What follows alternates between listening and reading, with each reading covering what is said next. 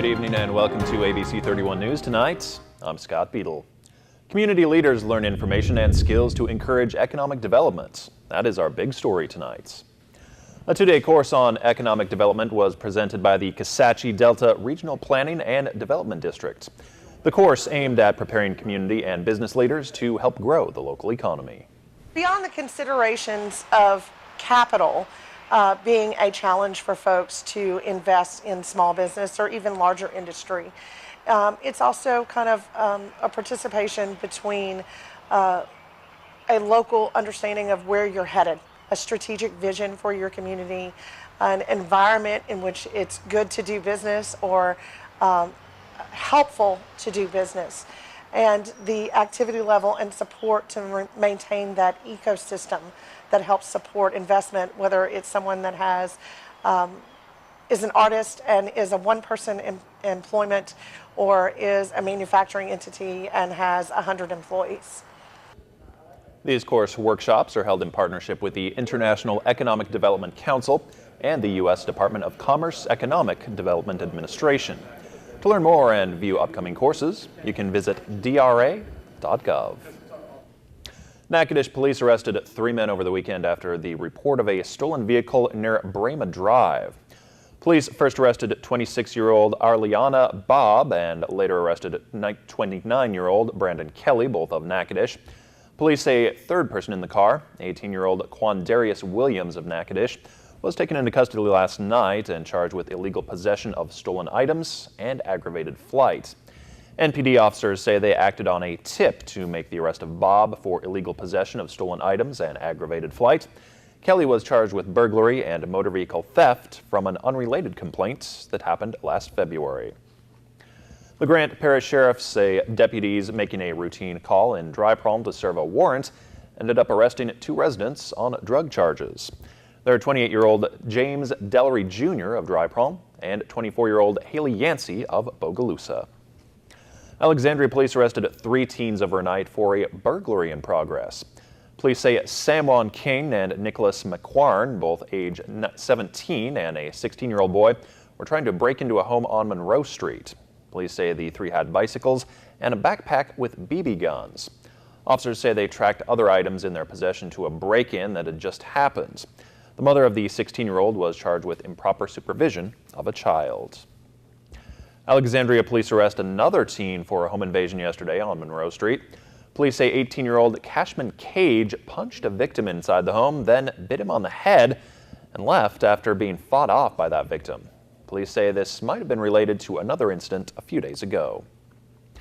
Rapids deputies have arrested 2 people in connection with ATV thefts. And they say 17-year-old Aaron David Brown of DeVille and 19-year-old Joseph Raymond La Rochelle of Pineville made the thefts in the Pineville and DeVille areas. A Forest Hill man is arrested by Rapids deputies for a burglary in the Boyce area. 20-year-old Kevin Wayne Bass Jr. is charged with entering a home and taking lawn equipment. And Rapids deputies say a domestic abuse victim drove to the Boyce substation for help, leading them to arrest a man from the Mora community. 26-year-old James Michael Easter is charged with domestic abuse battery, aggravated assault, and reckless operation for chasing the victim. Another day of calm conditions across central Louisiana. Meteorologist Ross Whitley is here with a first look at your weather. Hey, that's right. We saw temperatures getting up into the mid-80s today. About 2 degrees above average for this time of year. We should be right around 84 for this time of year. And not too bad as far as the humidity went either. Only got the dew points up into the lower 60s. We get into the mid 60s, you really start to notice the humidity out there. And thankfully we weren't near the record set back in 2008 of 95 degrees. Last year, a very similar type pattern to where we are now. And we're going to continue this pattern as we go throughout the day tomorrow. And then unfortunately, we'll see a slight change in the fact that we could be looking at some storms. Of course, we'll be talking more about that in just a little bit. Scott? Thank you, Ross. Daniel Buccino began researching the topic of civility back in the 1990s. As the keynote speaker at today's Rotary Club meeting, he explained what civility is and why it's important. Civility, I would say, is the principle of respect for oneself and respect for other people, and really the need to sort of think about restraining oneself in interactions in social situations and in the workplace. Incivility in the workplace, from rudeness to disrespect to violent behavior, costs the American economy about $300 billion a year. So there are very substantial economic implications to issues of civility and incivility. Mr. Buccino is a widely published author and international speaker. His publications and presentations focus on professional ethics, effective mental health care, and workplace and healthcare civility. The Central Louisiana Regional Chamber of Commerce will be representing the community at this year's Central Louisiana Day at the legislature in Baton Rouge. The Chamber's main focus is to be the voice of business for Central Louisiana as a lobbying force at the local, the state, and the federal level. And every year during the legislative session, we have Sin-Law Day at the legislature. It's going to be Wednesday, May 10th, starting at 11 o'clock. The Senate committee room that we're going to be meeting in is going to be announced. We don't really know that till very soon before. Make sure that there's no committees that day in that room. And we're going to be meeting with all of our Central Louisiana delegation, our Senate and our representatives. Sin-Law Day at the legislature will begin with a legislative briefing with members of the Central Louisiana delegation. That will be followed by a briefing with Governor John Bel Edwards. While considered a secondary crop, wheat plays a role in crop rotation for many farmers, but Louisiana has seen a drastic reduction in wheat acres for two reasons. LSU Ag Center correspondent Craig Gautreaux has the story. People driving across rural Louisiana are not going to see many amber waves of grain. Wheat acres are nearly non-existent this year, as only 16,000 acres are being reported by governmental agencies that monitor the commodity. The two main reasons are prices and weather conditions that caused disease development for the past 2 years. Issues with the environment and also a disease called scab. And combine all that together, it just left a bad taste in growers' mouth, and they didn't want to plant any wheat this year. Some wheat varieties need cool weather to spur growth, and this year's mild winter has caused issues related to this process, which is called vernalization. Paget says wheat fields across the state are suffering. Only 1% is rated as excellent, and there's a lot of wheat that's probably in the poor to fair category right now because of the environment. Scientists with the LSU Ag Center are working with other universities to develop varieties that are resistant to scab and are evaluating their performances across the state. A group of high school students attended the Wheat Note Field Day with their teacher in preparation for participating in a statewide FFA agronomy competition. Some of the concepts that I've been covering with them for months, we came out here, saw the plants in person, and within 5 seconds they're like, oh, that's what you meant. Events like this help sharpen the team's skills and led them last year to become the first team from Louisiana to win the national title in the 86-year history of the competition. With the LSU Ag Center, this is Craig Gautreaux reporting. Soybeans are often planted after wheat is harvested, allowing farmers to grow two crops on the same ground and generate additional income. Coming up after the break, the investigation into Russian ties to the White House continues, with the Trump administration on the defensive today. Plus, more chaos at airports. This time, passengers in Florida get riled over canceled flights. Details when ABC 31 News returns. Enter to win a $200 gift card to Dickens & Company, courtesy of KLAX TV. Visit us online on Facebook or Twitter and click register and get ready to win. Enter daily and share the post to increase your chances of winning. It's time to win from KLAX TV and Dickens & Company on Front Street, downtown Natchitoches.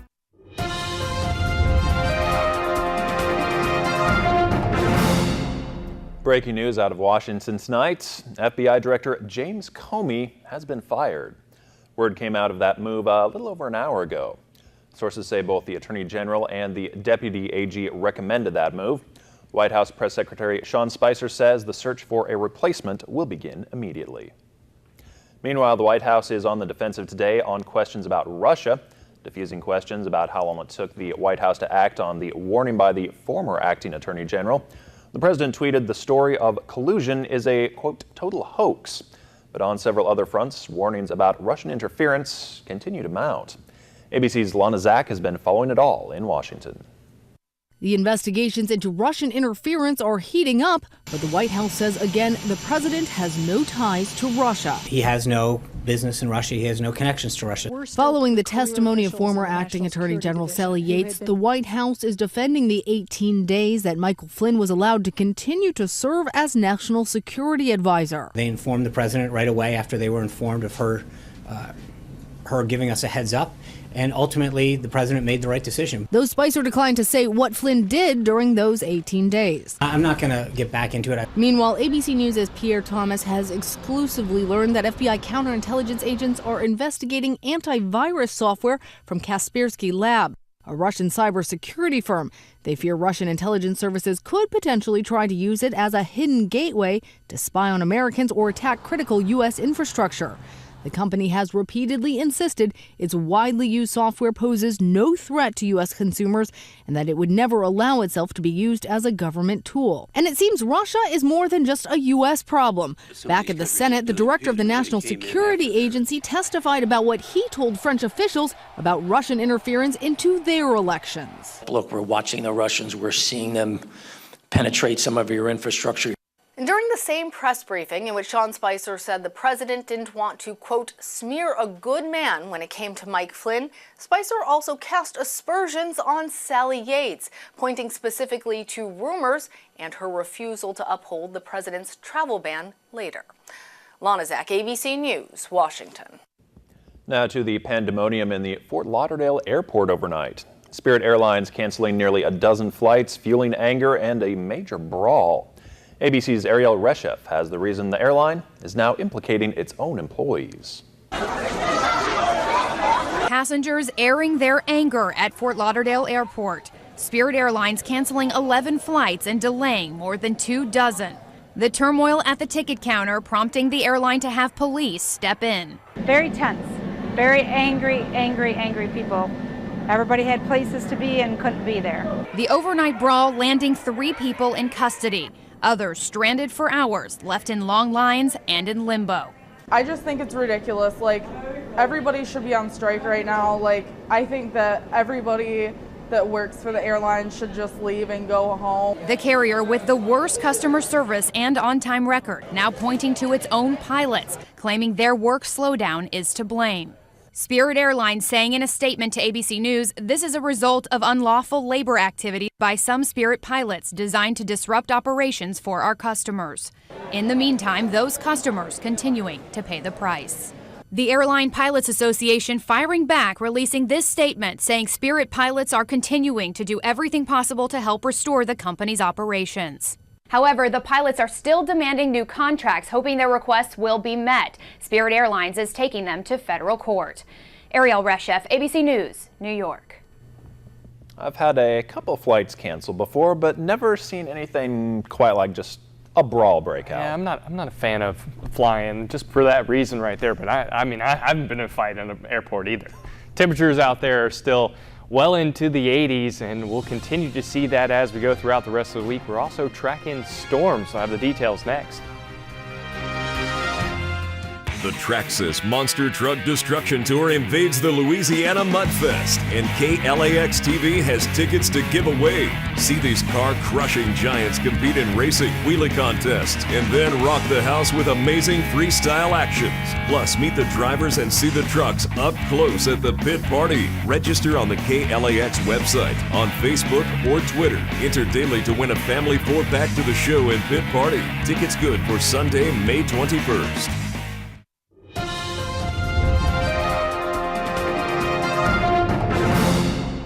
Hi, meteorologist Ross Whitley. Looking at our current conditions out there, 82 degrees and sunny, and the dew points still right around 60 degrees. Did briefly get into around 62, 63 degrees in the dew points. And all that means is that it's a little more humid out there. It makes it feel a little bit warmer, and we're definitely going to notice that as we go throughout the day tomorrow. Area low pressure will be creeping just a little bit closer to us, and as it does, that'll help pull up some moisture from the south. Temperatures elsewhere across the region: Leesville at 81, Lake Charles at 77, Lafayette at 79, and Baton Rouge at 83. Temperatures all around in the mid-80s across the state, and we'll continue to see that as we go into the next couple of hours before we cool off We're going to get back down to around the dew point overnight tonight, around 61 degrees. Partly cloudy conditions persisting as we go into the overnight hours. And then we'll look at our weather headlines as we go in tomorrow. Like I said, we're going to see more humid conditions becoming as we get that south wind and an area of low pressure to pull up some more moisture from the south.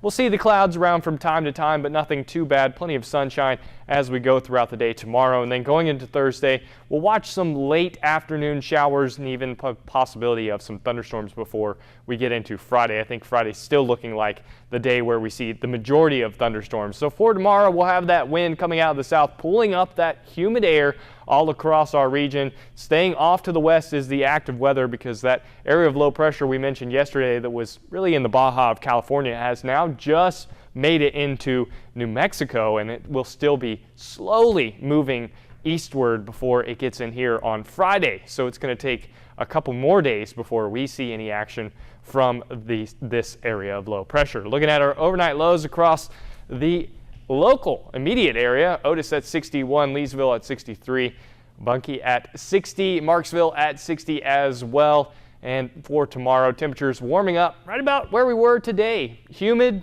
periods of clouds and sunshine, temperatures right around 85, 86 degrees, maybe a touch warmer than what we got to today, but not too bad for this time of year. Looking at our extended forecast, like I said, Wednesday, not too bad of a day, and then Thursday we'll watch late day showers and storms turning into thunderstorms and more showers as we head into Friday. I think Friday we're probably going to be seeing thunderstorms throughout the majority of the day. Temperatures staying in the 80s, and then as we go into the weekend, we'll have some very nice weather in the forecast for Saturday and Sunday. Temperatures staying in the low 80s for Saturday and Sunday. We get back up into the upper 80s, but our dew points stay low. So some very nice weather on the weekend forecast, and can't complain about that. Scott?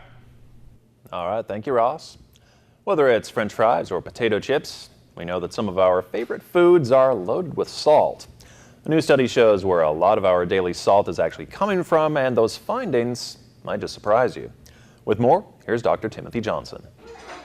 The salt shaker, something you may find yourself reaching for after your first bite of a meal. But believe it or not, this dinner table fixture is not where most of our sodium is coming from. So says a new study in which researchers at the University of Minnesota looked at 3 different regions in the U.S. to see where Americans are getting their salt. They found that it's dining out that contributes to more than 2/3 of our total sodium intake. The next big contributor, salt in the food you choose to eat.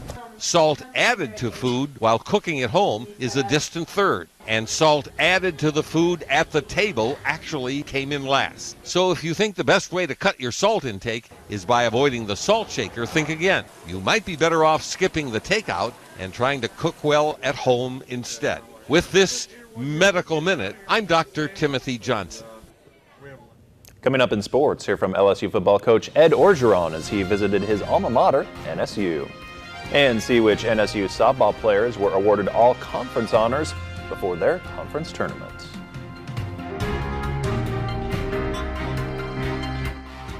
So if it wasn't you, who killed Michael Jackson?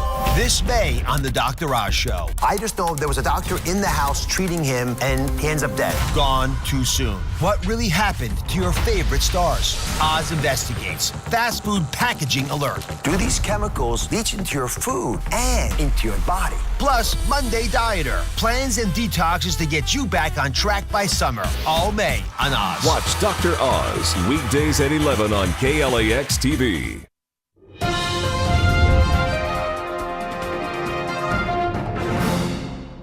Good evening, everyone. I'm Charles Apostol. Well, it's always good to remember your roots, remember where you came from.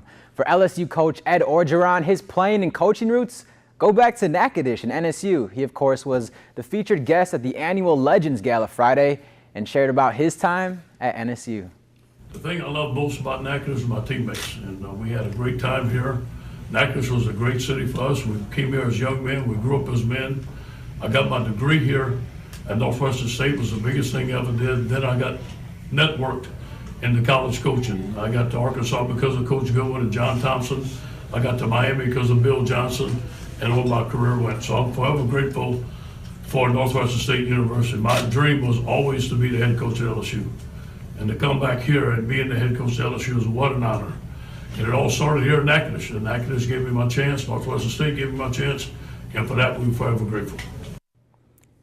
NSU softball senior outfielder Kelly Kincannon and senior third baseman Jordan Raines were named to the All-Southern Conference third team today. Kincannon ranked in the top 5 in the SLC in 6 different categories and holds 3 NSU career records. Raines had a team-high batting average. I'm sure they'll be hoping to contribute their now all-conference third team talent and helping their team beat third-ranked Lamar on Wednesday. You know, it's a new season. It's the third part of our season. It's postseason, so it's anybody's game, and I'm super excited to be with this team and bring them to Conway to compete in the conference tournament. It was a great feeling. It was an indescribable feeling knowing that we made the tournament.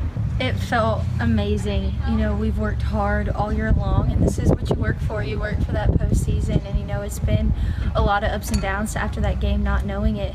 It's hard because you, especially as a senior, you think, wow, this is it, this is over. And, you know, for the others, it's okay, the season's over, you know, but we found out we're in. It's just an awesome feeling of knowing, hey, we get another shot. You know, we know what it felt like to think, okay, our season's done, and we don't want to feel that way again, because that sucks. And so we're hungry and we're ready to come out and just go at it.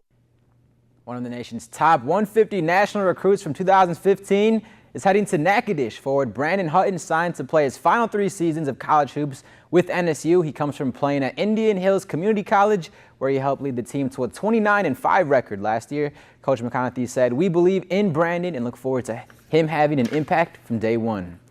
A Natchitoches attorney, Britt Britton Jr., played football in the 70s and was supplied with the annual Joe Delaney Distinguished Supporter Award. At the Legends Gala, the NSU site said he was also representing his family and late parents Jack and Ann Britton, who were avid NSU supporters and donors. Director of Athletics Greg Burke said Britt is one of the most selfless and generous supporters ever for NSU athletics. The La Tech softball programs had 6 players voted to the league's postseason all-conference team. That's a program record. Congratulations to outfielder Morgan Terloki, sophomore pitcher Crystal De La Cruz, and outfielder Ali Galaz, who were voted to the first team, and pitcher Presley Galloway, catcher Marilyn Rosato, and outfielder Jaslyn Crowder, who were voted to the second team. Congrats Lots of awards to all today. of them. Yeah. Thanks, Charlie. No problem. Sharing good news through song and dance. Up next on ABC 31 News, what these nurses have to say to a little girl. I'm Chris Hansen, and this is Crime Watch Daily.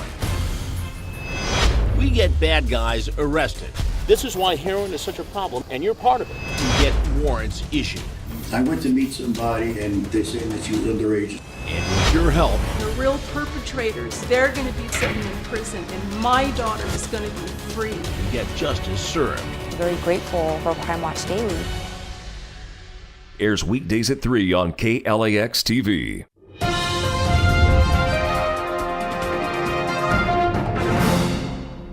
An 11-year-old battling cancer is getting her wish granted by the Make-A-Wish Foundation, and the announcement itself was just about as memorable for her nurses. We have about 15 minutes till she gets here. The staff at Medical City Children's Hospital in Dallas coordinated a flash mob dance for the big reveal. Make-A-Wish North Texas is sending 11-year-old Alex Kiker and her family on a beach vacation. Alex, you see, has Hodgkin's lymphoma, a cancer that develops from cells in the lymphatic system, part of the body's immune system. Nurses say getting to take part in good news for families is a rare treat, and this is especially great for Alex's mom, who is a nurse at the hospital. That's awesome. Yeah, pretty special way for her to get to take part in the big announcement there. That is really cool. Well, have a great night. Thanks for watching ABC 31 News.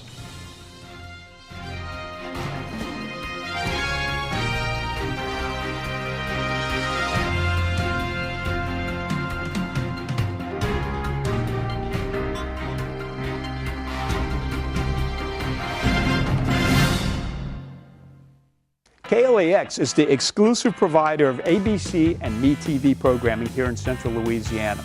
We're the only station where you can watch new ABC programs like Dancing with the Stars, Designated Survivor, and Grey's Anatomy, just to name a few. That's what family does. We take care of each other. I'm proud of you. the warmth of your love. And if classic TV programs like Bonanza, Andy Griffin, Batman, or Carol Burnett is more your style, then MeTV's the station for you. As an advertiser, you'll want your products and services presented to these loyal viewers. Our sales team is equipped to prove we can generate new customers and new revenue for your business. I'll tell you what, it pays to advertise. And we have a number of low-risk advertising programs designed to prove we work. Call our media consultant team today for a no-risk assessment on how we can help you grow your business. We're ready to prove we work.